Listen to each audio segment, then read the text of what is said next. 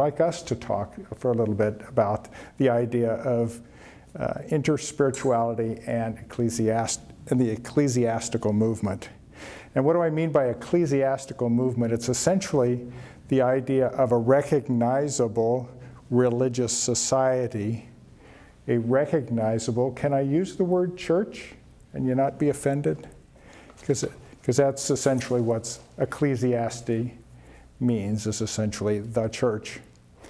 But the idea is, how is it that we can have folks serve and reach out in times of need and give to others using interspirituality as a role model? Now, you've seen me for the last few days walking around as a walking billboard. And essentially, first uniform I wore because I'm a chaplain for the United States Air Force Civil Air Patrol.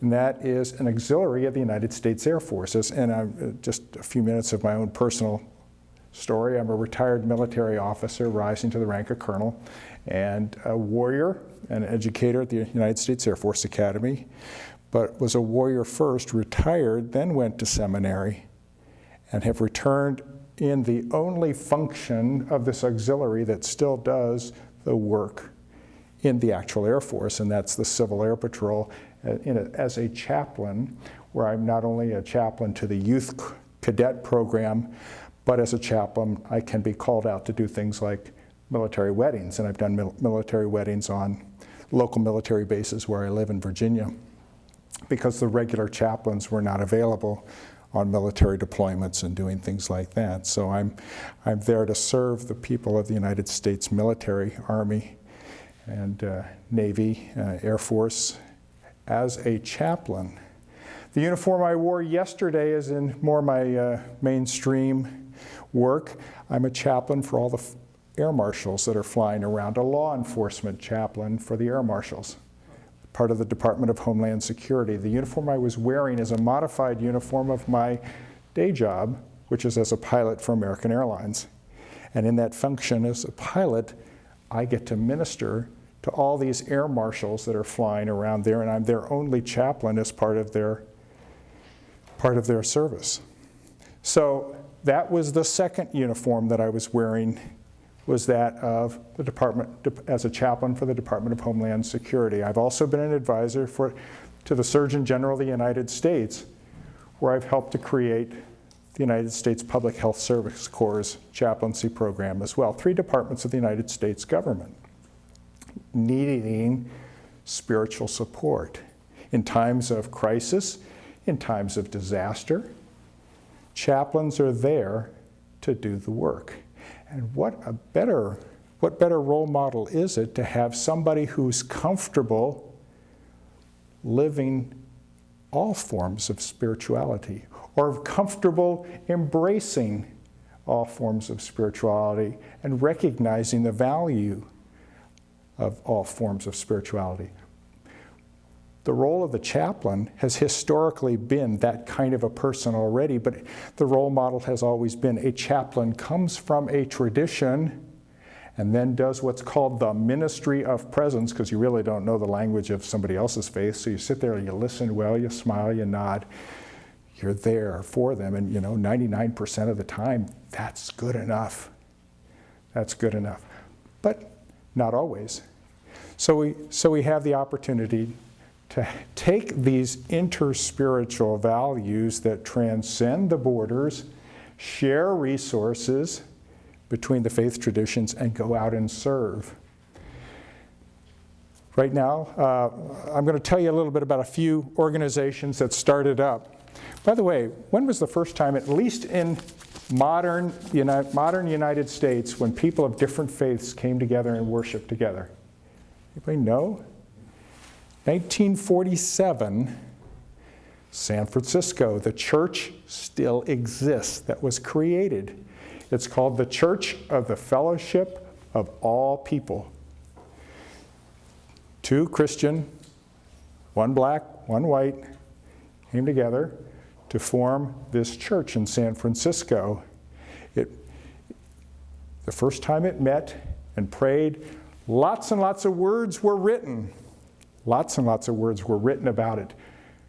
But in giant articles, one sentence was devoted to the fact that the first service, Jews and Christians were praying in the same place. Only one sentence. All the rest of the article was devoted to the fact that white people and black people were praying in the same place, which tells you the perspective that was going on in 1947. But that church still exists, and it remains an independent interfaith church. In 1981, Rabbi Joseph Gelberman created the very first interfaith seminary with the idea of bringing people of different faiths together to learn and ultimately to minister to all people of all faiths.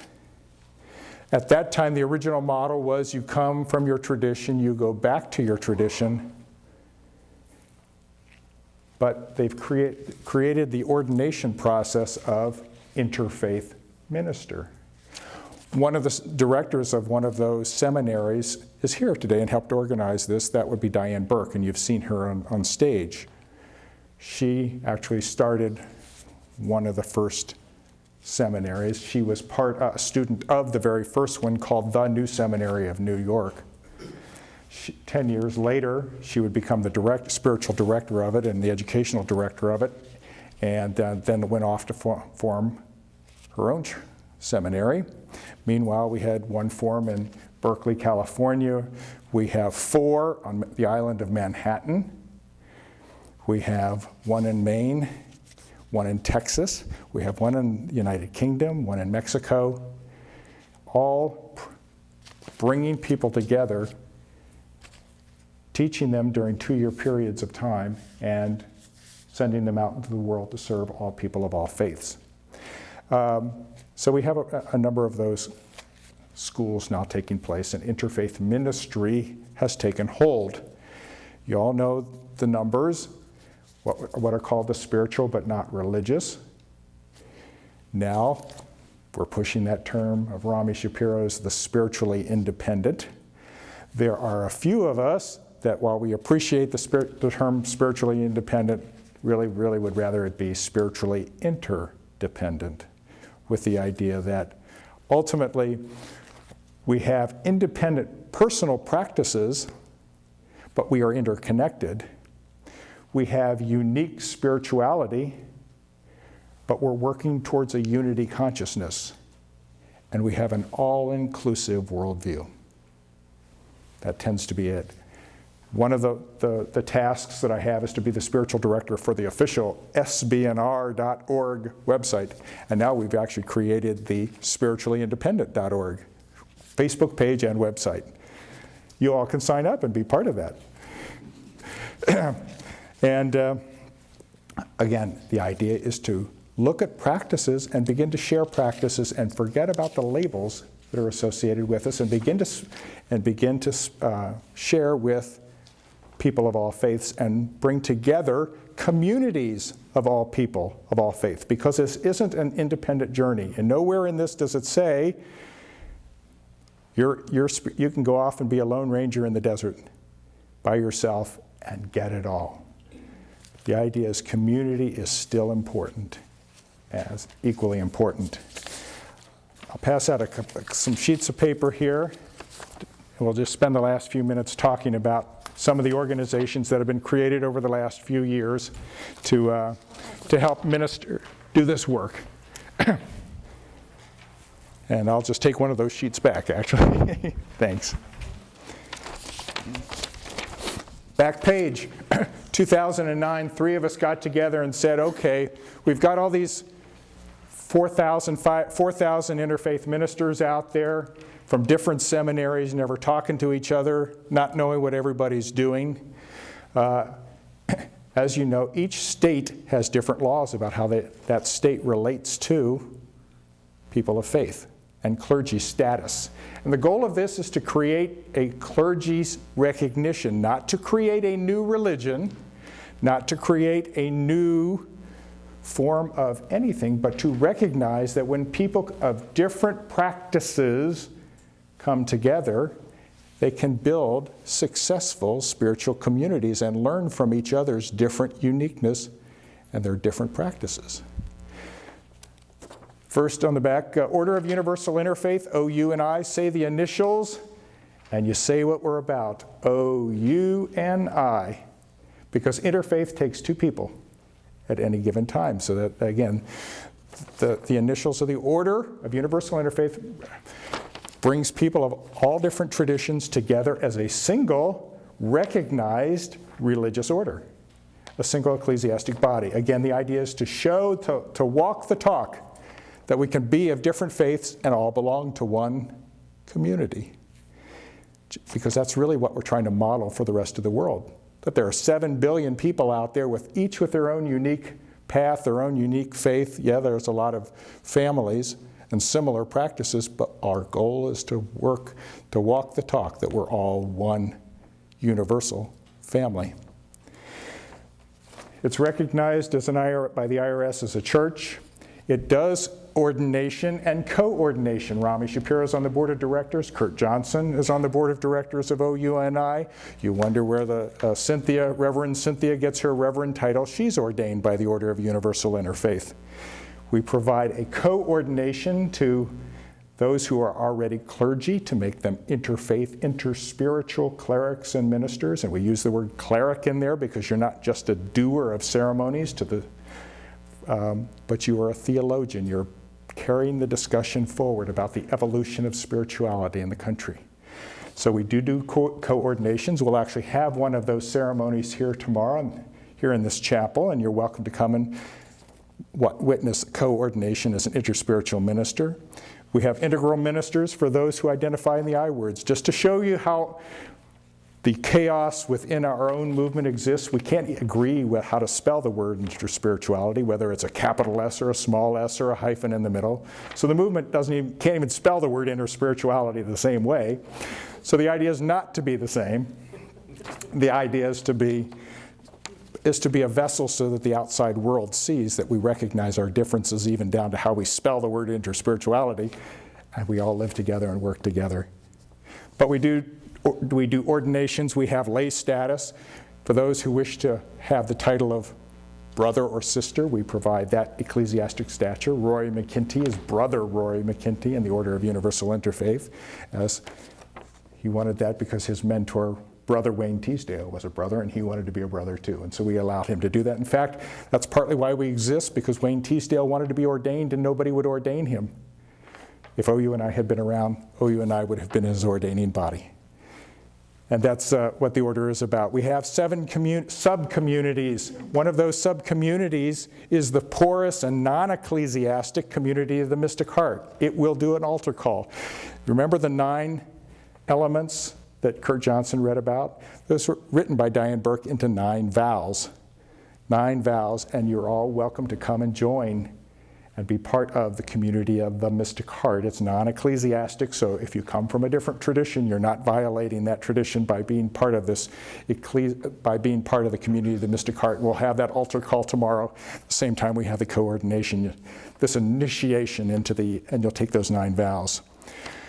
In order to get that standing that I talked about, the chaplaincy, the federal chaplaincy and things like that, OUnI immediately went out and got all these interfaith churches to come and join us together into something that looks to the outside world like a denomination of interfaith, interspirituality, and integral spirituality.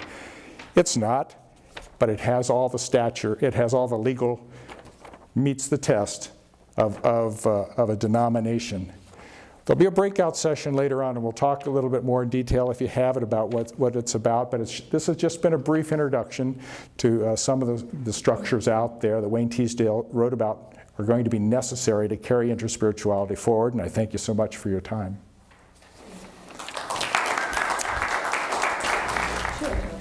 One of the first things you mentioned was that you hope that we were comfortable with the word church, ecclesiastic.